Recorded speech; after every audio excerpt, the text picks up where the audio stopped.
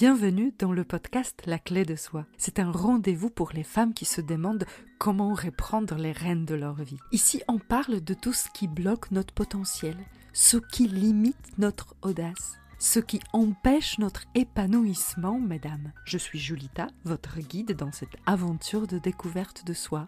Je suis coach en transformation personnelle. Alors, si vous sentez que vous vous êtes oublié dans votre quotidien, que vous vivez une vie sous pression qui ne vous correspond pas ou plus, rejoignez le programme La Clé, mon accompagnement qui vous aidera à ouvrir un nouveau chapitre dans votre vie. Pour cela, il vous suffit de programmer le rendez-vous téléphonique avec moi. Le lien est dans la description. Dans ce podcast, je vous réserve des rencontres passionnantes et des partages inspirants. Alors, abonnez-vous dès maintenant. Et si vous êtes prête pour l'épisode du jour, on peut commencer. Et aujourd'hui, je reçois Julien Gage. Bonjour Julien. Salut Gita. C'est un épisode tout particulier parce que dans ce podcast qui s'adresse aux femmes de 40 ans et plus qui ont envie de reprendre les rênes de leur vie, nous allons parler de rôle des femmes qu'elles accomplissent dans l'entrepreneuriat de leur mari. Dans un des épisodes qui a été publié au mois d'août, j'ai reçu Cécile Durand qui a parlé de rôle des femmes, des chefs d'entreprise. Et donc, elle donnait le point de vue de la femme qui a passé 20 ans à travailler dans l'entreprise de son mari. Mais toi, Julien, tu es entrepreneur, tu nous raconteras ton parcours et tu voudrais nous parler du rôle de ta femme qui n'a jamais travaillé avec toi, je crois. Non, c'est ça. Non, elle était à mes côtés. Depuis 2005, donc au moment où on se parle, ça fait 19 ans que je suis à mon Oui, compte, que je suis entrepreneur. Elle est au courant de tous mes projets, mais elle oui, a jamais travaillé avec moi. oui. Et Elle a toujours donc, été salariée, ouais. je sais que c'est à l'écoute d'un des épisodes de mon podcast que tu m'as contacté en disant, moi, j'aimerais témoigner de ce rôle qui était absolument essentiel dans ma vie. Ben, c'est ça, c'est vrai que j'ai lancé une bouteille à la mer que tu as rattrapée. Je me suis dit, ça pourrait être pas mal de justement témoigner de l'importance en fait de. Donc, c'est Delphine. C'est plus simple parce que je dis jamais ma femme. Je dis toujours son prénom quand je parle d'elle. Donc, c'est Delphine, ma femme. Voilà, nous, ça fait 29 ans qu'on est ensemble. On est mariés depuis 22 ans, donc depuis 2002, et on s'est rencontrés au lycée. Donc, c'est vrai qu'on a grandi ensemble. Donc, c'est aussi un cheminement, un parcours qui continue. Elle m'a vu aussi grandir en tant qu'entrepreneur. Donc, tout ça, c'est notre chemin et voilà, et en commun depuis 29 ans. Donc, je me suis dit, ça pourrait peut-être intéresser justement les auditeurs de ton podcast de dire que justement, ma réussite entrepreneuriale, en tout cas mon parcours, parce qu'évidemment, réussite, il n'y a pas eu que ça dans mon parcours, il y a eu des hauts, des bas. Mais en tout cas, elle était là, en coulisses. C'est le premier soutien depuis le départ et que Oui, sans elle et sans sa présence et son soutien au quotidien, il y a des chances que enfin, mon parcours d'entrepreneur se soit arrêté il y a bien longtemps. Donc, je me disais, c'était important aussi ouais, de rendre hommage aux personnes de l'ombre. Et oui, là, en l'occurrence, c'est ma femme. Donc je me dis, c'est pas mal aussi, parce que c'est moi qui suis en tête d'affiche, mais des fois en coulisses, c'est compliqué. Et heureusement qu'elle est là. oui. Et c'est effectivement un sujet qui m'intéresse beaucoup parce que moi, pendant des années, j'avais le rôle de femme de mon mari militaire, donc qui a été beaucoup sollicité par sa mission, par sa carrière. Et on a effectué énormément de déménagements, de changements. Et j'étais toujours, je disais, dans l'ombre, à organiser tout ça. Et je sais que sans ce soutien-là, la vie familiale et la vie qu'on a aujourd'hui ne serait pas possible. Et c'est un sujet qui me tient beaucoup à cœur parce que c'est des choses qu'on ne peut pas mettre sur un CV. Et ce sont des compétences que les femmes acquièrent sans que ça puisse se décrire, quantifier ou payer par un salaire ou oui, mettre sur un CV pour trouver un travail. Et pourtant, ce sont des compétences qui sont bien particulières. Mais pour revenir sur ton histoire, tu dis que tu es entrepreneur depuis 19 ans. Nous, on se connaît, on s'est rencontrés dans un coaching où tu switchais entre ton activité de photographe Oui, vers coach. c'est ça. Raconte-moi comment tu es devenu photographe. Alors, ça n'a pas commencé par la photo. En 2005, j'étais projectionniste dans un cinéma. Donc, je travaillais déjà en horaire décalé. Donc, c'est-à-dire, cinéma, tu travailles quand les gens sont en repos. Quand ils sont au Le cinéma. soir, les week-ends, les jours fériés, à Noël, enfin, bref. Notre vie était comme ça et ça se passait très bien, sauf qu'à un moment, je me dis, c'est quoi mon avenir? Moi, je me vois pas juste simple salarié. J'ai envie d'aller plus loin. Et on m'avait promis un poste de responsable. Enfin, voilà. Donc, je montais dans les échelons et je devenais plutôt responsable de toute l'équipe de projection et, enfin, bref. Et puis finalement, ça s'est pas fait. Et là, je me suis dit, mais ouais, faut que je fasse autre chose parce que je vais devenir fou. Et c'est vrai qu'un soir de décembre 2005, 2004 même. Je savais pas trop quoi faire et j'ai des amis qui ont dit, bah, toi qui filmes tout le temps, qui fais des photos, qui fais des films pour nous, tout ça, pourquoi tu filmes pas pour les gens?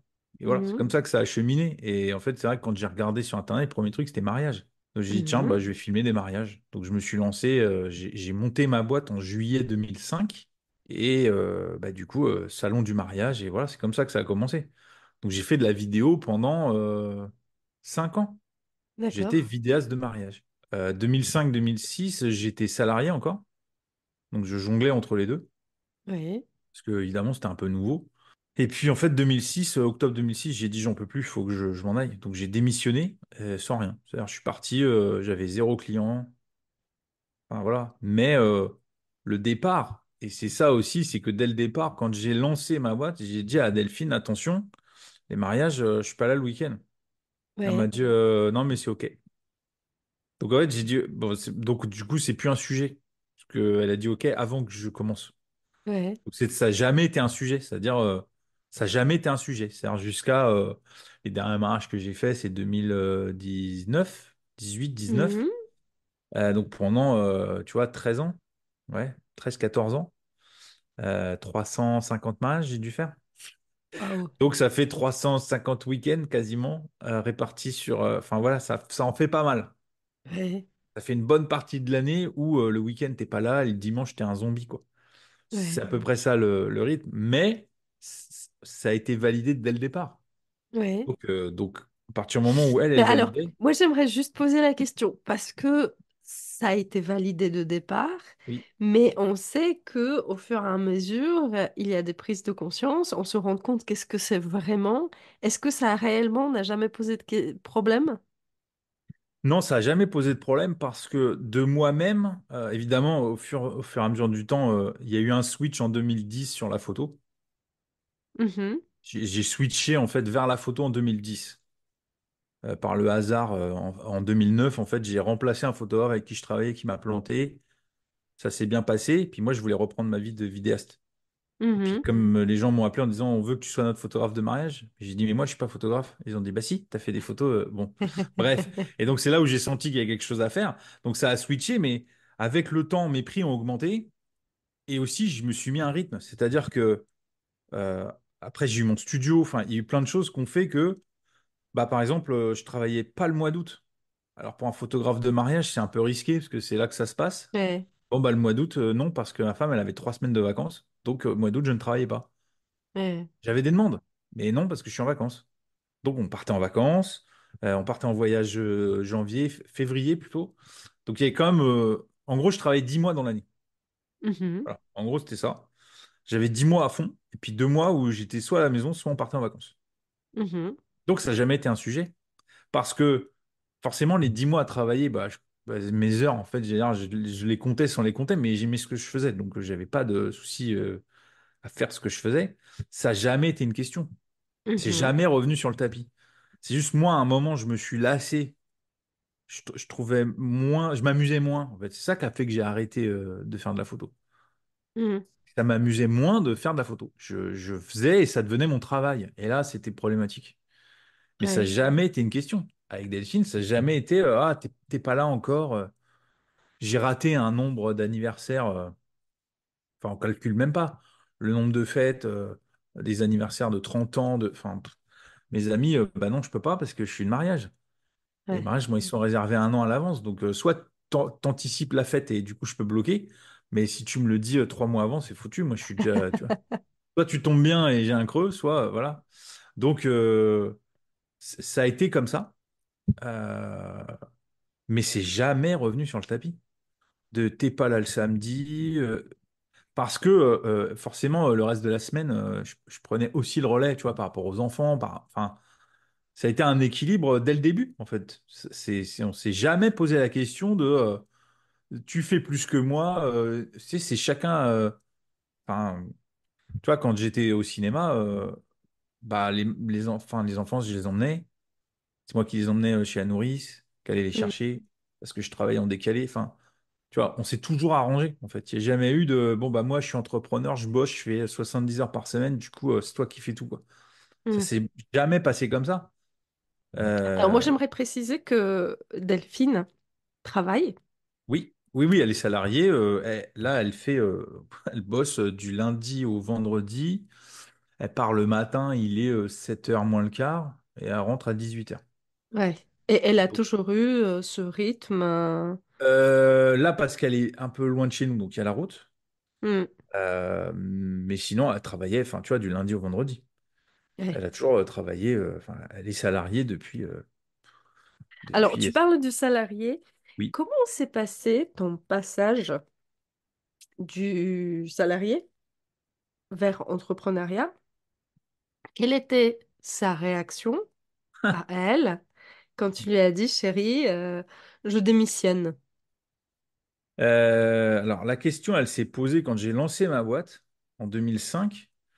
Forcément, on a discuté parce que financièrement, c'était pas la joie, hein. Je crois que moi, je gagnais 1000, même pas 1 200 € à l'époque. Elle, pas loin non plus, mais on avait déjà 2 enfants et un appartement. On était propriétaire, quoi. Donc, il y avait déjà ces Ouais. contraintes-là. Sauf qu'à un moment, j'ai dit, mais moi, je peux plus. C'est-à-dire que pour mon épanouissement personnel, à un moment, il faut que je décide. Donc, évidemment, j'ai dit, est-ce qu'on peut se mettre d'accord, la rupture conventionnelle, ça, au boulot, ils ont dit non. Et j'ai dit, Hmm. mais je peux pas rester parce que je sais que j'ai quelque chose à faire avec ma boîte. C'est vrai que je l'ai appelé, je me rappellerai toujours, je l'ai appelé un soir en disant, dans un mois, je suis plus là. Dans un mois, je suis plus au cinéma. Sa Hmm. réponse, elle m'a dit, mais comment on va faire? Je lui ai dit, écoute, on verra. Elle m'a dit, C'est OK. pas très rassurant. Non, mais elle m'a dit, OK, OK, bah, je te fais confiance. Bah, j'ai fait, ouais, OK. Donc, j'ai raccroché.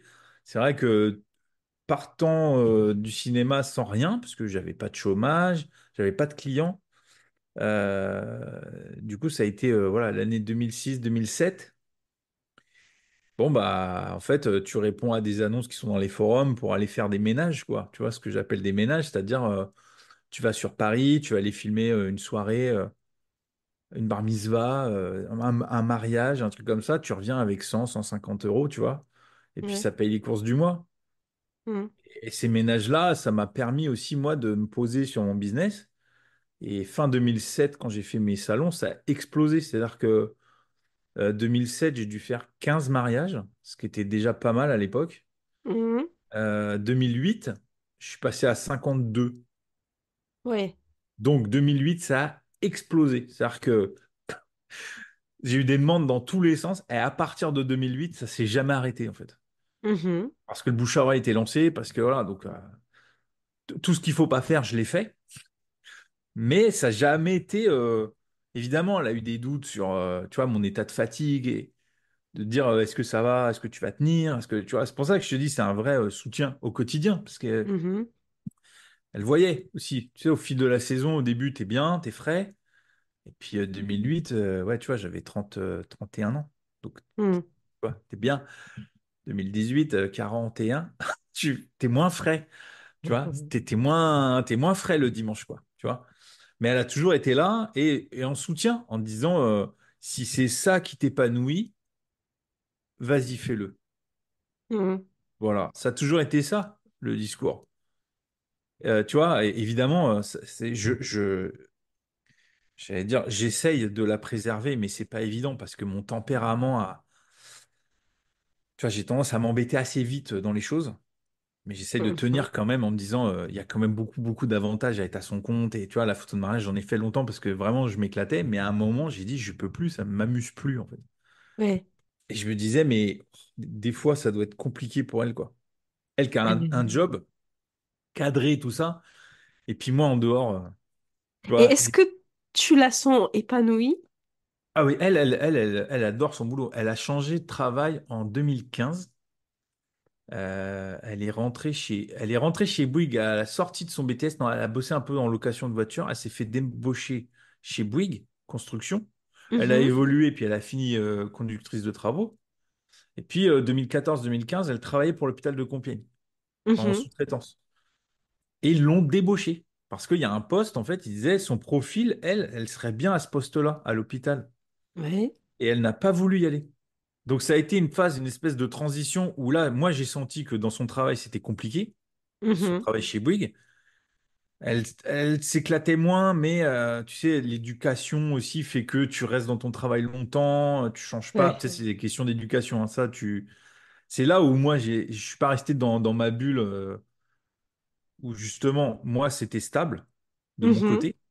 Moi 2014-2015, moi, j'ai fait une formation business qui a reboosté mon business et voilà, plus rien à voir. Donc, du coup, c'était, OK, je prends le relais. Je me suis occupé de beaucoup de choses à ce moment-là et c'est moi qui l'ai poussé à changer de travail. Ouais. On en a encore parlé ce matin. Tu vois, on enregistre, mais ce matin, on en a reparlé. Elle m'a dit, si tu m'avais pas poussé, je serais pas allé, en fait. Parce que c'était un nouveau truc. Et elle m'a dit, elle se rappelle de la phrase, tu vois, comme quoi il y a des fois des phrases. Moi, je me rappelle la phrase qu'elle m'a dit quand j'ai dit je démissionne. Elle m'a dit, comment on va faire? J'ai dit, on verra. Elle m'a dit, je te fais confiance. Là, je lui ai dit, qu'est-ce qui fait que tu n'as pas envie de changer? Ah, bah, je sais pas, tu sais, c'est nouveau, tout ça. Et je lui dis, et pourquoi pas? Et pourquoi pas? Imagine.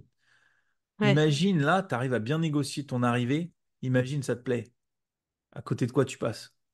Donc le pourquoi pas, c'est ce qu'elle m'a dit ce matin. Elle m'a dit le pourquoi pas. J'ai dit bah vas-y, on y va. Parce que de toute façon, là, du coup, je serai le soutien pour elle. Et au final, tu vois, ça fait 9 ans qu'elle y est et elle veut absolument pas changer. Ouais. Mais pas du tout. C'est-à-dire que évidemment, c'est dur ce qu'elle fait.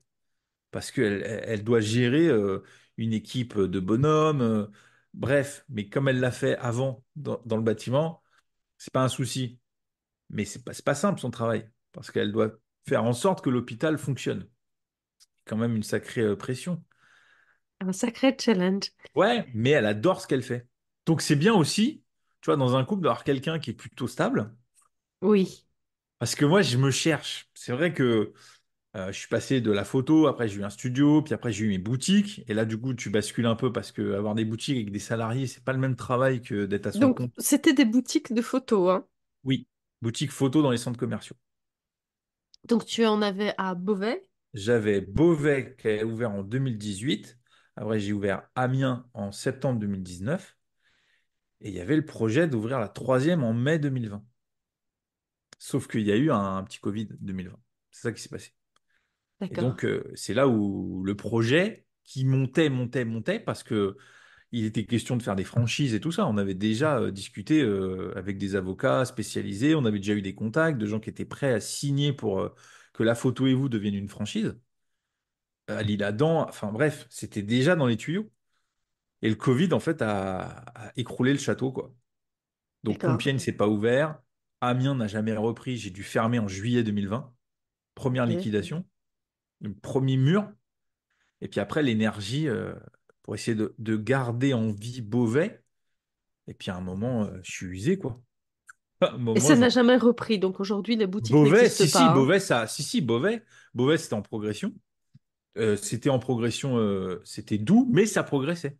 Mhm. Sauf que la courbe des charges, elle a croisé celle de la progression de chiffre d'affaires. Donc, à un moment, quand la courbe de charge est plus haute que le chiffre d'affaires, c'est qu'il y a un problème. Et Ouais. on ne pouvait pas faire plus parce que la progression a été régulière, mais lente. Tu sais, c'était pas une courbe vraiment un pic, ça montait doucement, mais la Mhm. courbe des charges, elle a explosé à la sortie du Covid, donc à un moment, c'était plus jouable. Et c'est là où Delphine, à un moment, elle était là, soutien, parce elle m'a vu sombrer, moi, perso, dans cette histoire. Parce qu'elle était là, elle était au courant. Et à un moment, je lui ai dit, faut que j'arrête. Et elle m'a dit, je pense que c'est la meilleure décision que tu vas prendre. Comment tu as vécu cette prise de conscience qu'il faut arrêter? Ben, c'est un moment quand tu sens que c'est pas pour ça que tu as fait les choses. Mhm.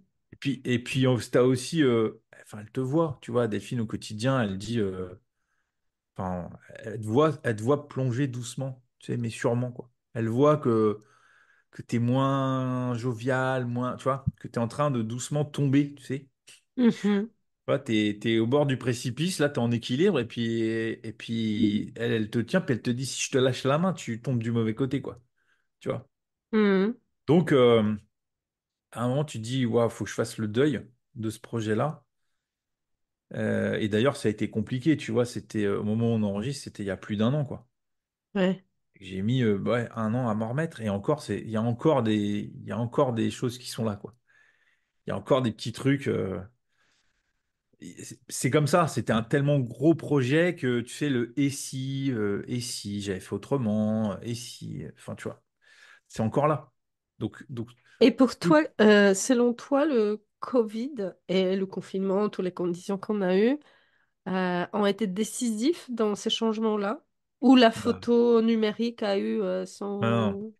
non, non, parce que c'était un projet qui était tellement différent. C'était pas commun d'avoir une boutique. Alors, j'allais dire, je réinvente pas la roue, parce que ça existait il y a longtemps, les boutiques photos dans les centres commerciaux. Mhm. Sauf que là, j'ai remis ça au goût du jour. Et que ça marchait. Les gens venaient pour du service photo. C'était, tu sais, le commerçant de quartier où tu vas faire ta photo d'identité, tes tirages. Tu sais, c'est le commerçant Ouais, de quartier. Mais sans le Covid, bah, j'y serai encore. Et il y en aura peut-être d'autres. Mais j'en sais rien en fait. Tu peux pas refaire l'histoire. C'est, ouais. c'est- Voilà, le Covid est arrivé, il a fallu faire avec. Mais à un moment, je pense que c'est là où, tu vois, je te disais avec Delphine, l'histoire, c'est qu'on a grandi ensemble.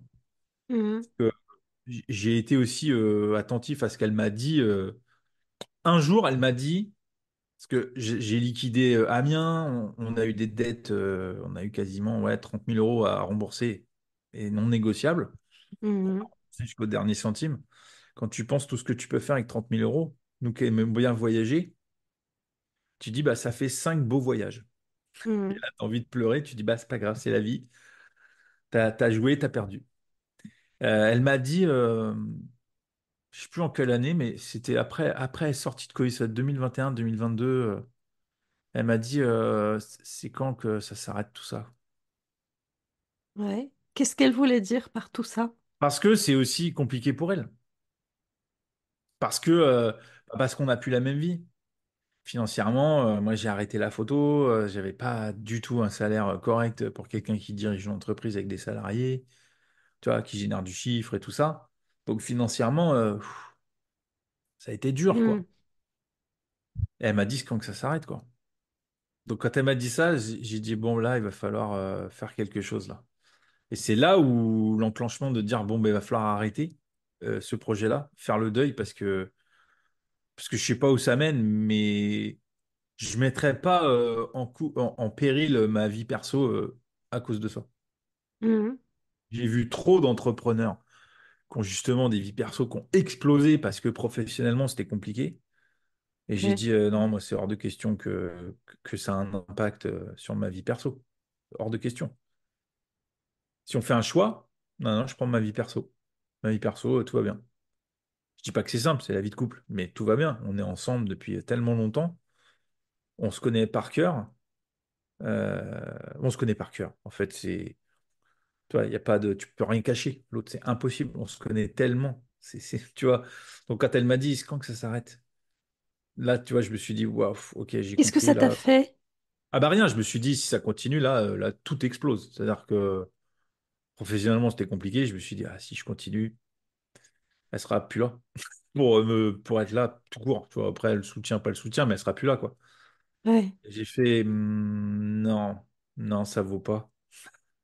Le projet pro ou la vie perso, tu fais, bon, vie perso. À voter, je prends la vie perso. Donc c'était ça qui t'a fait Bah, c'était prendre un la tout. décision de fermer C'était la un tout, boutique. c'est-à-dire que soit tu t'entêtes sur ton truc alors que tu sais que tu vas dans le mur. Hmm. Et puis du coup, c'est sûr que ta vie perso, elle va morfler. Parce que en vrai, tout le monde a un peu morflé pendant la période où moi, c'était compliqué. Euh, Parce que c'est des éponges, hein. Tu vois, les enfants, ils étaient encore à la maison. Ils ont bien vu que c'était compliqué. Mhm. Tu vois. En même temps, ça leur a servi. Parce que tu vois, mon fils a dit, moi, je ne serai jamais entrepreneur. Il a annoncé la couleur. Il a dit, moi, je veux être salarié, avoir des responsabilités, tout ça. Mais je ne serai jamais entrepreneur. J'ai vu ce que ça fait et ce que ça peut faire. Jamais de la vie, je m'inflige ça. Est-ce J'ai que dit, tu sais qu'est-ce qu'il a vu exactement? ah bah, il m'a vu, tu vois, quand j'ai liquidé, bah, dépression, burn-out, tout ce que tu veux. Tu peux mettre tous les trucs, les mots négatifs, je pense que je les ai eus. Ouais, je suis parti loin même. C'est-à-dire, je me suis dit, je vais liquider et puis ça va aller. En fait, pas du tout. Ça a été pire.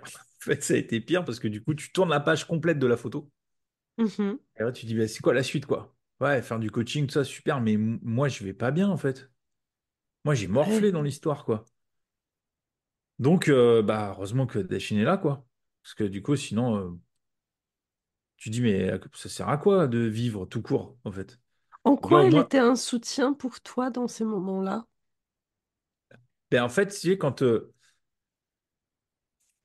en fait, si tu veux, quand tout va bien, tu sais que quand moi j'étais photographe, ça allait bien, hein, vraiment, l'activité, tout allait bien. Tu sais, c'est ce que j'appelle la période un peu pump it up, quoi. Tu vois, t'es dans l'air du temps, donc du coup, c'est cool, quoi. Tout le monde est pote avec toi, c'est super, voilà. Sauf que quand ça va pas bien, mais bizarrement, j'ai jamais changé de numéro de téléphone. C'est marrant, mais il y en a plein qui sont au courant de ce qui s'est passé. J'ai jamais eu de message, jamais eu de coup de fil. C'est marrant, quoi. Tu vois. Et en fait, tu te dis, bah, quoi qu'il se passe, il y a au moins une personne qui sera toujours là, c'est Delphine.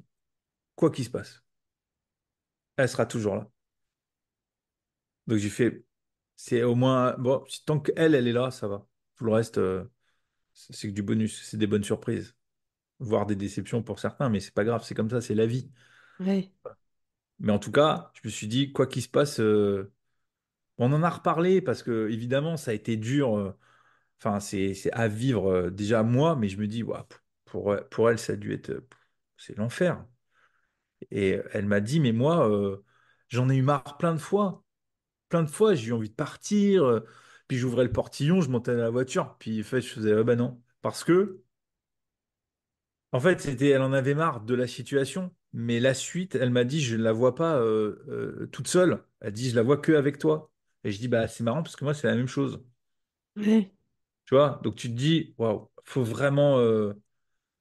Enfin, on est passé par tellement de trucs compliqués. Je me dis, mais qu'est-ce qui peut nous arriver là? Là, c'est tout va bien. Tu vois, la vie est.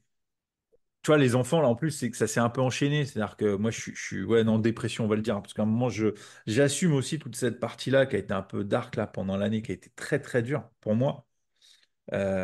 D'où la psy, du coup, et qui me fait du bien, parce que c'était tout nouveau, Oui, tu vois, aller parce voir que la psy. en off, tu Ouais, me ouais. disais que tu voyais. Ouais, ouais. La psy, ça fait un an, là, au moment où on enregistre, ça fait un an que je vais la voir. C'est tout nouveau pour moi depuis un an, puisque j'étais jamais allé voir quelqu'un. Parce que tu Mhm. sais, je pense que comme j'étais assez expressif et expansif, j'extériorisais beaucoup, j'avais pas besoin. Quelle erreur. Quand j'ai commencé, je me suis dit, mais pourquoi je suis pas allé avant? Mais c'est pas grave, on refait pas le truc. Donc du coup, j'arrête pas. Ça fait un an. J'ai encore des trucs. Enfin, c'est fou, parce qu'elle ouvre des portes, ça leur ferme et tout ça. Mais euh, pourquoi je parlais de la psy?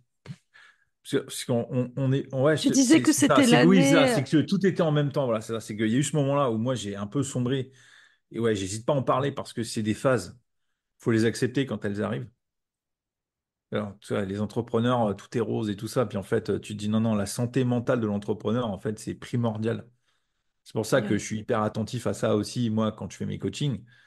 La santé mentale et l'équilibre personnel, c'est primordial pour que ton entreprise, elle continue. Et Mm. en fait, moi, tout est arrivé en même temps. C'est-à-dire que moi, j'ai eu ça, la perte de repère de qu'est-ce que je fais là? J'avais des projets, et là, ouais, je suis perdu. Et les enfants qui partent de la maison, ils vivent Ouais. leur vie. Et en même temps, c'est comme ça. Tu fais pas des enfants pour les garder avec toi. Mais la synchronicité de la vie a fait que c'était le moment où ça y est. Ma fille était déjà partie. Mon fils en alternance dit, bah voilà, je vais partir, je serai plus à la maison. Ouais. Et c'est arrivé, puisque il est parti, j'ai eu un an pour me préparer à ça, et il est parti en juillet 2024. Ouais. Et donc ça fait pas si longtemps que ça, mais on s'est dit, mais heureusement qu'on s'entend bien.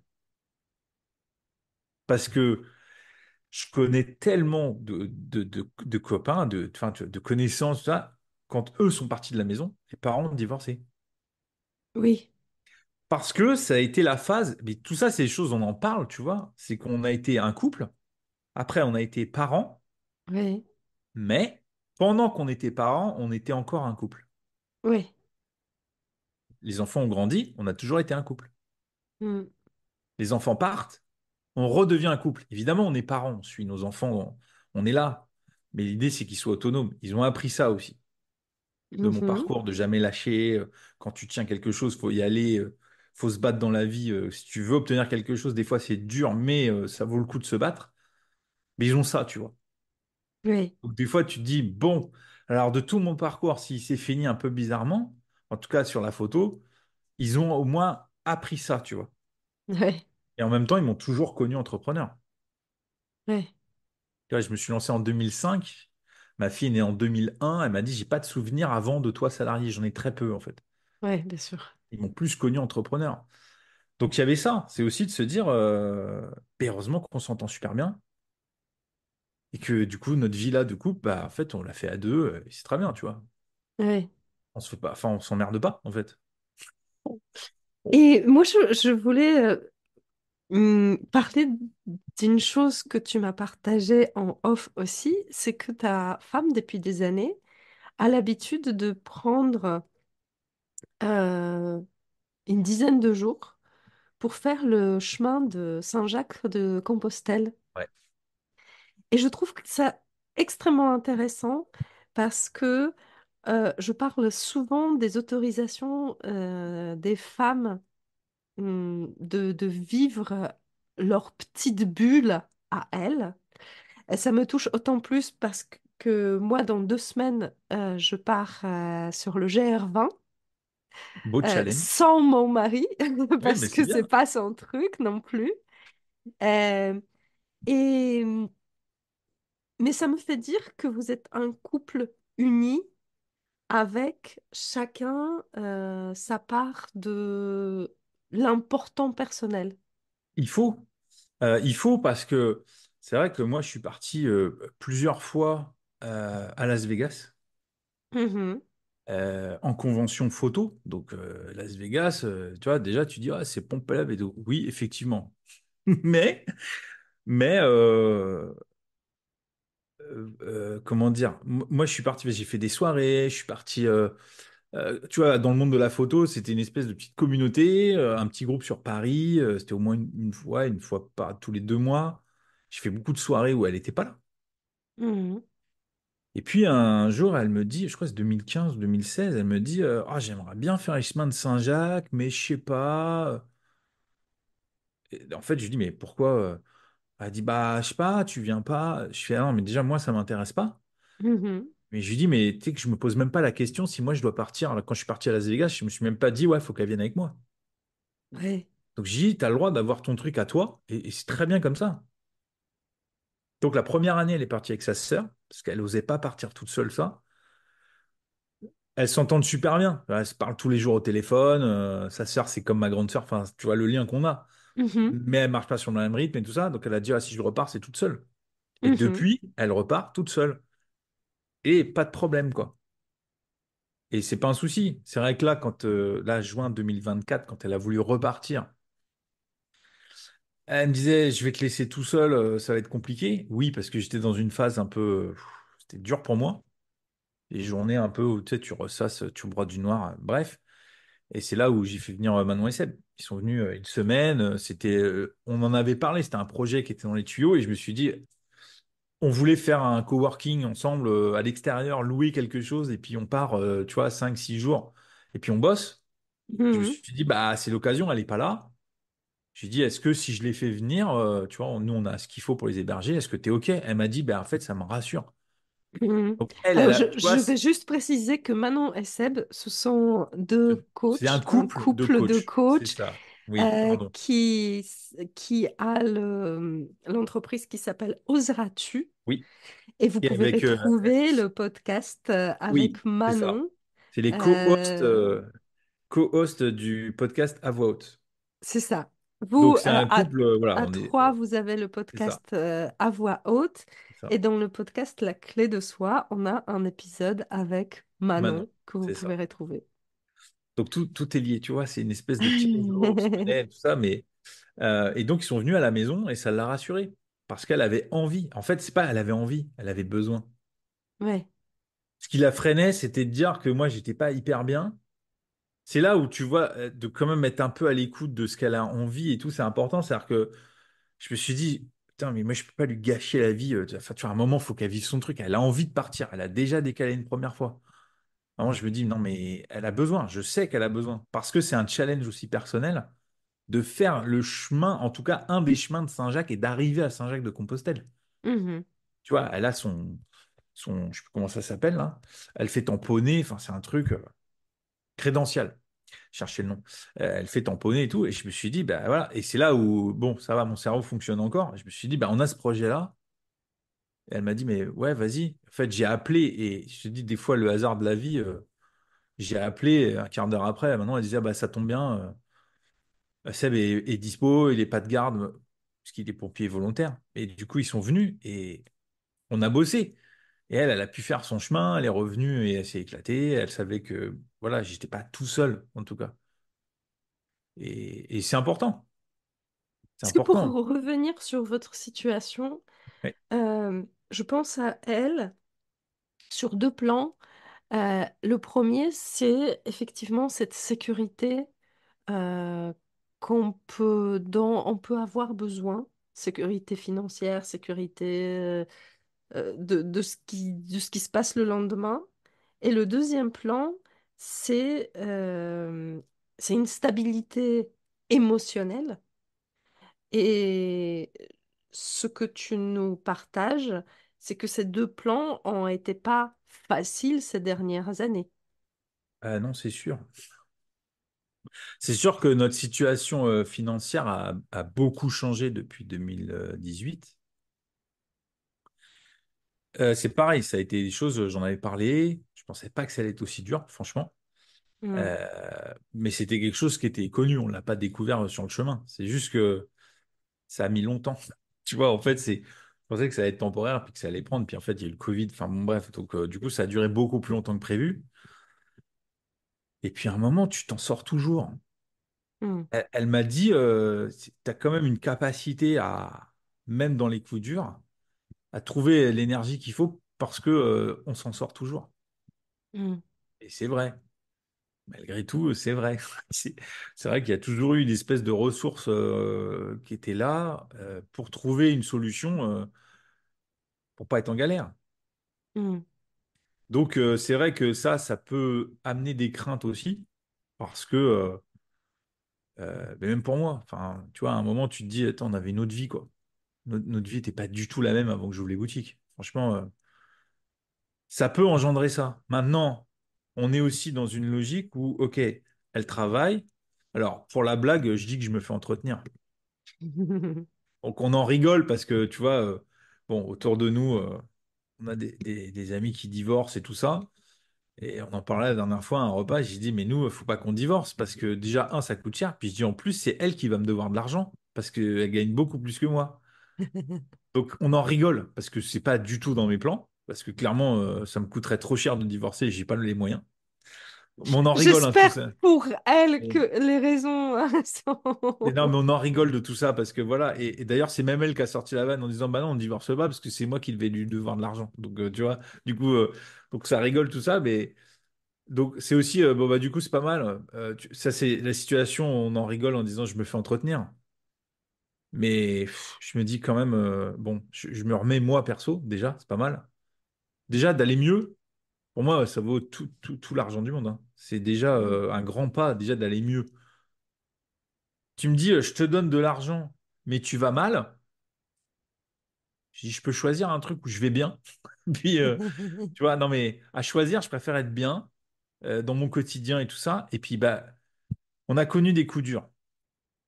Après, il y a aussi, elle travaille. Oui, c'est une chance, elle a son salaire. Maintenant, il faut savoir gérer ça. Il faut savoir gérer cette rentrée d'argent-là. Évidemment, moi, je travaille quand même à côté. Il y a quand même des rentrées d'argent de mon côté qui Mm. sont pas aussi hautes qu'avant. Mais c'est comme ça, c'est la vie. Il faut savoir être patient de ce que tu as, ça va revenir. Je ne désespère pas que. Je suis pas là à dire ouais, faut que l'homme il gagne plus que la femme. Je m'en fous. Non, je suis pas du tout là-dessus. Je suis Mm. pas du tout là-dessus. Moi, c'est elle gagne plus que moi, bah, tant mieux. Et je trouve qu'elle est même pas assez payée par rapport à ce qu'elle fait. Mais ça, après, c'est comme ça. Elle a un boulot qui lui plaît, c'est un boulot stable. Elle a beaucoup de vacances. Bref, il y a quand même d'autres avantages, tu vois. Mhm. Mais financièrement, c'est aussi, bah, du coup, la fièvre asteuse, bah, tu te soignes, tu vois, Mm. tu achètes moins de choses. Tu te dis, est-ce que là, je peux pas faire des économies? Tu vois, tu réduis les abonnements, les trucs. Enfin, tu vois, tu gardes quand même un confort quotidien en faisant des économies. Ouais. Et ça fonctionne. Après, la chance qu'on a, et en même temps, on a travaillé pour ça, c'est que on a éduqué nos enfants dans le sens de, dans la vie, faites ce que vous voulez, mais débrouillez-vous pour être autonome. Mhm. Ça a été ça. C'est-à-dire que on met un frein à rien du tout. Dans la vie, vous faites ce que vous voulez. Vous pouvez même changer en cours de route. C'est pas moi qui vais leur dire non, faut garder un seul truc. Non, je serais malvenu de dire ça, tu vois. Faites ce qui vous fait kiffer. Par contre, arrangez-vous pour être autonome. On sera Qu'est-ce que toujours là. tu Si entends par être autonome? autonome, c'est-à-dire que financièrement, il se gère tout seul. Ça veut dire que vous les aidez pas du tout? Mon fils, il a eu besoin d'acheter un vélo. Il sait que c'est compliqué. Il m'envoie un message en disant, ouais, du coup, est-ce qu'on peut faire une avance sur le cadeau de Noël? Tu vois, il est déjà dans cette logique-là. Mais Mhm. j'ai fait, non, mais vas-y, non, en fait. Je vais te donner les sous. Ta sœur aura la même chose. Comme ça, très bien. Et on n'en parle plus. Et ça n'a rien à voir avec Noël. Mhm. Ma fille, enfin, il y a quand même des choses. Mon fils, il a eu besoin d'un appart. Il fallait payer la caution. Mhm. Bon, bah, ok, je te donne les sous, tu payes la caution. Ma fille, elle a besoin d'argent pour son inscription à l'école. Pas donné, mais on les donne. J'ai dit, c'est pas toi, c'est pas de ta poche, ça, tu vois. Par contre, le quotidien, les courses, tout ça, ton essence, tout, ton téléphone, tout, débrouillez-vous, quoi. D'accord. Et donc, ils Le font loyer, des tout petits ça, enfin, jobs? c'est comme ça. En même temps, ils sont comme ça. Donc, ma fille, elle travaille. Enfin, tu vois, mon fils, il est en alternance. C'est aussi Mhm. ça qui a fait que il peut avoir un appartement, ils ont des aides. Enfin, tu vois, il y a quand même plein de choses qu'on a mis en place. Par contre, il m'appelle en disant on a une galère. Évidemment, je vais pas dire ouais, débrouillez-vous quoi. Et dans le quotidien, ils sont autonomes. Mhm. C'est le deal. Parce que nous, notre situation, elle ne permet pas, en fait, tous les mois de dire bah, je te donne 200 euros. C'est pas possible, en fait. Mhm. On est trop juste. C'est pour ça qu'on vend la maison. Enfin, il y a plein de choses. Mais tout ça, c'est pas moi qui décide, puis Delphine qui dit bon bah si ton père il dit ça. Non, on est d'accord tous les deux. Oui. Et d'ailleurs, ce qui est fou, c'est que des fois, enfin là il y a eu tu vois, un couple d'amis, ça allait pas très bien. En fait, on les a pas appelés au même moment. Delphine a appelé en premier, puis j'ai appelé après. Et en fait, elle m'a dit ouais, Delphine elle m'a dit la même chose. Donc c'est bien on est d'accord sur la manière de faire. Mhm. Tu vois, là, elle fait pas, il n'y a pas de coup en loose où je dis c'est comme ça, puis elle en loose, tu sais, elle va faire un virement secret aux enfants parce que et vous le dites pas à votre père, hein. Ça marche pas. On est d'accord, en fait, on est d'accord sur la manière de faire. Ouais. Donc, donc c'est aussi, tu vois, ces trucs-là, les victoires, en fait, c'est aussi ça qui nous donne un peu tu vois, de positif dans tout ce qui s'est passé. c'est de se dire que, ouais, professionnellement, pour moi, ça a été compliqué, mais au niveau perso, ouais, ça va. Ma vie perso, on peut dire que ça va, ça se passe bien. Mhm. On est encore ensemble depuis, ouais, je te dis, ça va faire 29 ans. Fin d'année, décembre 2024, ça fera 29 ans, ouais. Ce qui est beaucoup, puisque, tu vois, on n'a pas 50 ans, quoi. Donc, c'est assez, quand j'en parle, c'est vrai que tout le monde dit, waouh, ah ouais, ça surprend les gens. Et ben nous, c'est comme ça, c'est notre vie, c'est comme ça, Mhm. c'est, voilà, le hasard, nous a mis sur le chemin l'un de l'autre, et voilà, on a grandi ensemble, et voilà. Donc on est plutôt, ouais, on est plutôt fiers là de notre vie perso, tu vois, de tenir ensemble, de bien s'entendre là, puisque je te dis, ouais, ouais, les enfants qui partent, souvent les couples, ils ont plus rien à se dire, quoi. Ouais. Mais en fait, nous, on n'a jamais arrêté d'être un couple. En fait, c'est ça le truc.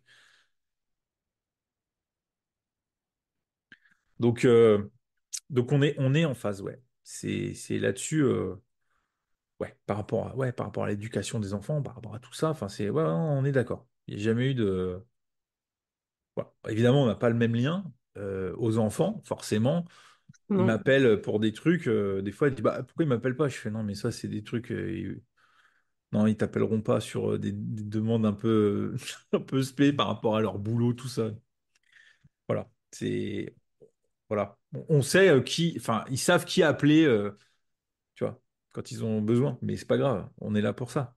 À tous les quatre, vous êtes une équipe bien rodée. Bah après, bien rodé. Après, tu sais, les enfants, ils vivent leur vie, tu vois. Mhm. On leur a dit donner des nouvelles de temps en temps. Mais ils font partie de la team. Non, mais après, si tu veux, ils font leur vie. Moi, je suis plutôt. J'ai toujours prôné l'autonomie, mais même quand ils étaient plus jeunes. Bon, on était d'accord aussi là-dessus. Et c'est pas plus mal parce que on sait que quoi qu'il se passe, ils s'en sortiront toujours.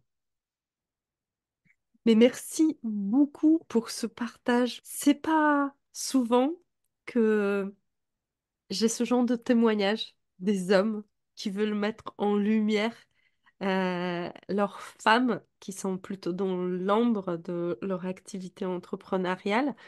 Pour finir, j'aimerais que tu nous parles de ton actualité à toi, parce que tu es, après tout ce parcours très riche d'entrepreneur, tu es devenu coach pour les photographes.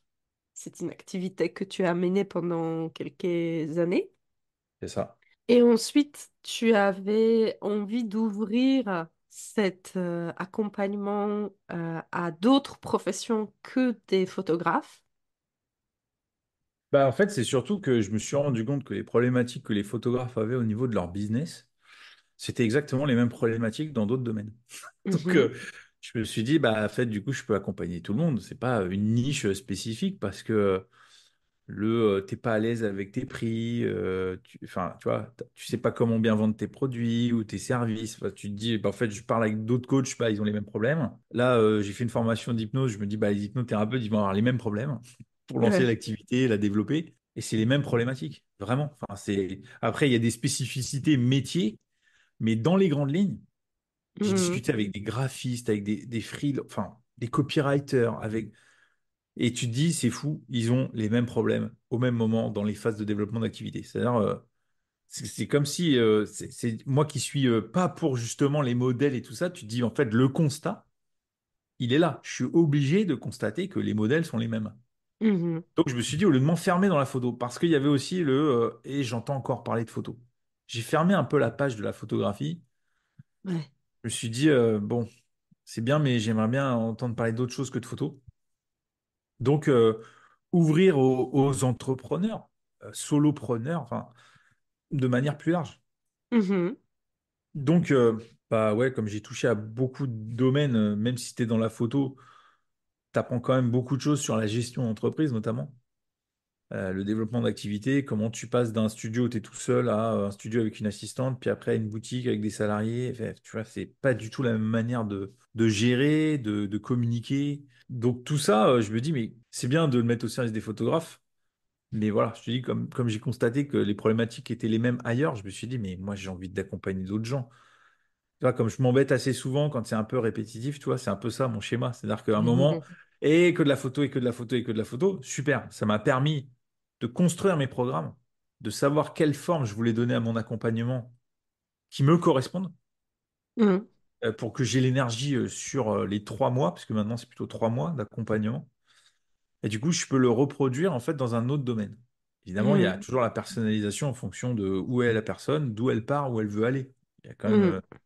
cette construction-là. Mais en tout cas, le squelette de mon accompagnement, j'ai pu le tester, le prouver, l'éprouver avec justement les photographes. Donc, mon actu, voilà, il y a l'hypnose qui s'est rajoutée aussi, qui a été une belle découverte. Ça a été un challenge aussi pour moi, parce que c'est vrai, faire une formation hypnose au moment où j'étais pas très bien. Mhm. Euh, Mon cerveau était un peu hermétique à l'apprentissage à ce moment-là, mais je me suis battu. Ouais, dans la vie, il faut jamais rien lâcher. Et donc, c'est ce que j'ai fait. Parce que je considère que, tu vois, par rapport aux enfants, enfin, j'en reparle, mais tu sais, l'éducation par l'exemple, c'est quand même un truc qui est assez puissant, en fait. Ouais, C'est beaucoup mieux que de parler pendant des heures et de dire, tu vois, faut faire ça dans la vie. Non, en fait, montre. Et ils vont voir, c'est des éponges. Et ça n'a ouais. pas loupé. Parce que quand je les vois faire, les deux, moi, j'hallucine, hein. Vraiment, c'est fou. Enfin, ouais, c'est fou. Je me dis, ok, l'éducation par l'exemple, je pense que là, c'est la preuve que ça marche, quoi, du coup. Donc mon actu, pour dire franchement les choses, je me mets pas du tout de pression pour il faut absolument faire parce que il faut des sous, des sous. Non, je suis pas du tout là-dessus. Mhm. L'idée, c'est de me lever, d'être content de faire ce que je fais. En tout cas, je suis dans une phase où je fais les choses par envie et plus par besoin.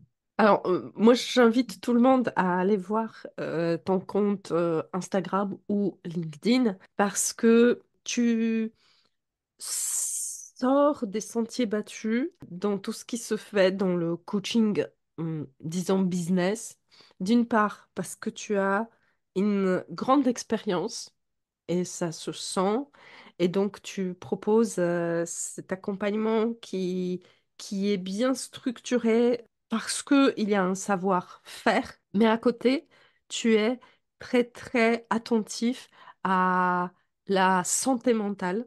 Et ça, on n'en parle pas assez souvent. Tu nuances beaucoup des belles promesses de ton cas par mois qu'on peut voir Je, un je peu vois, partout, je vois très bien ce que tu veux dire, oui. en Non, disant pas de que promesse, ouais. oui, on peut gagner beaucoup d'argent d'un coup, mais il y a un prix de santé, de rythme de vie et même de risque de chute derrière qui sont importants. Et tu es très attentif à ça. Et c'est un accompagnement vraiment très harmonieux et j'invite tous ceux qui galèrent dans leur business à aller voir ton compte. Qui m'envoie des messages, je réponds, on s'organise un coup de fil, ça engage à absolument rien. Mais alors vraiment, vraiment, absolument rien, je force absolument pas les choses. Oui, quand tu parles de santé mentale, alors ouais, enfin, oui, c'est ce mot-là, parce que moi j'ai déjà dit, il y en a qui voulaient faire plein de choses et tout ça, et j'ai posé la question de quel prix personnellement ils étaient prêts à payer pour y arriver. Je parle même pas Ouais. d'argent. Parce qu'en vrai, être équilibré, être bien, ça vaut tout l'argent du monde. Enfin, après, faites ce que vous voulez avec cette phrase, pensez ce que vous voulez, ça reste mon avis, ça engage que moi. Mais ouais, la richesse intérieure, pour moi, elle est beaucoup plus importante que la richesse sur mon compte. Évidemment, si tu peux avoir les deux, c'est parfait. Tu vois ce que je veux dire?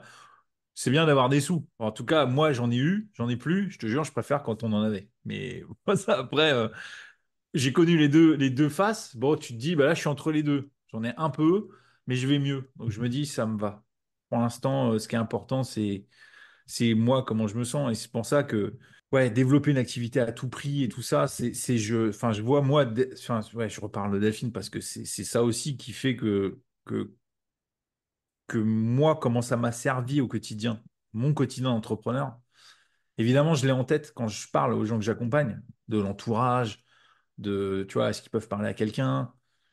C'est vrai que des fois, quand ils me parlent de quelque chose, je vais sur le perso en disant, mais du coup, et souvent au tout début, je pose la question de, est-ce que ton conjoint, conjointe, compagne, bref, la personne qui partage ta vie, elle te soutient? C'est une question que je pose souvent, mais c'est très souvent dans les premiers rendez-vous, même au premier rendez-vous. Oui. Parce que ça, s'ils me disent non, pas trop, là, tu sais que tu n'es plus dans le business, là. Il y a toute une partie perso qui va être très compliquée parce que la personne qui partage la vie comprend pas ce qu'elle fait.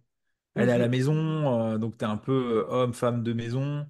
En fait, tu dis, mais non, je travaille. Je suis chez moi, mais je travaille. Viens pas me déranger à 15 heures alors que je suis en train de Ouais. bosser. Je suis à la maison, mais je travaille. En fait, c'est mon travail. Donc, c'est aussi important de faire switcher ça, en fait. Mhm. Et quand ce switch arrive, le business, il décolle. Mais c'est un truc de fou. C'est-à-dire que là, du coup, il n'y a pas de promesse de chiffres, mais les chiffres arrivent tout seuls. Ouais. Parce qu'il y a l'équilibre qui est là. Et c'est primordial. Enfin, je veux dire, si tu fais quelque chose. Alors évidemment, il y en a, ils sont tout seuls dans la vie, tout ça. Tu dis, il y a bien quelqu'un dans ton entourage à qui tu peux parler de tes moments compliqués, mais aussi de partager tes victoires. Mhm. C'est bien de partager les victoires. La personne n'est pas juste là. Enfin, tu vois, moi, Delphine n'était pas juste là. C'était pas l'épaule pour pleurer, quoi. Tu vois, c'était pas que ça.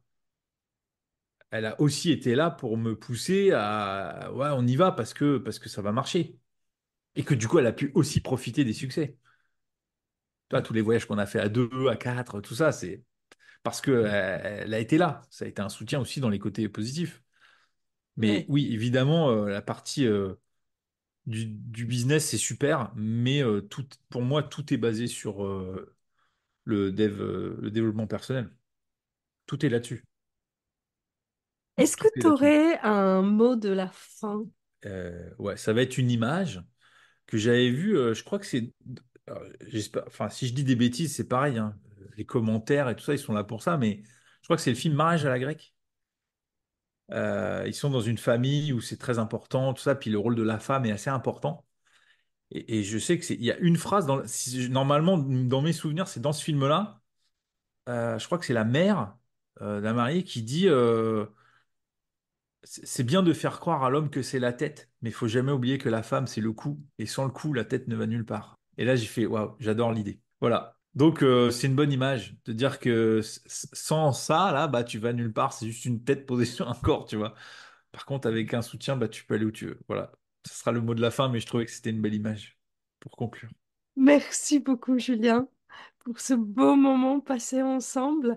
Et Avec plaisir. on embrasse Delphine, qui j'espère écoutera ce podcast. Et Je lui merci transmettrai. d'être une si belle inspiration. Bah, merci pour ton invitation, Julita, en tout cas. Un grand merci pour avoir écouté cet épisode de La clé de soi. Je vous invite à découvrir d'autres partages et d'autres personnalités dans les différents épisodes de ce podcast. Vous les trouverez bien évidemment sur votre plateforme d'écoute préférée. N'oubliez pas de liker, commenter, partager sans modération afin de faire résonner la voix de ces personnes inspirantes. Votre soutien est ma clé pour inspirer davantage de vie. Grand merci à vous.